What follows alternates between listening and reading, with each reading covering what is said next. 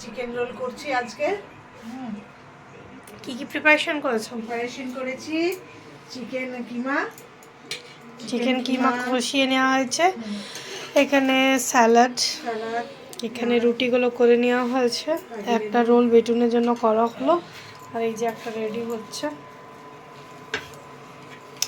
আর এদিকে egg chicken হবে তাই ডিমটা ফেটিয়ে নেওয়া হয়েছে। এখানে এগ চিকেন রোলের প্রিপারেশন হচ্ছে।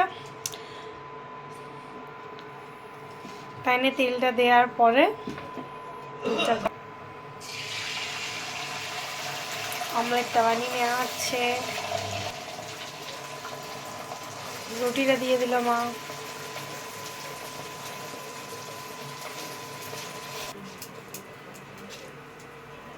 এবার এই চিকেনটাতে চিকেন কিমাটা অ্যাড করা হচ্ছে।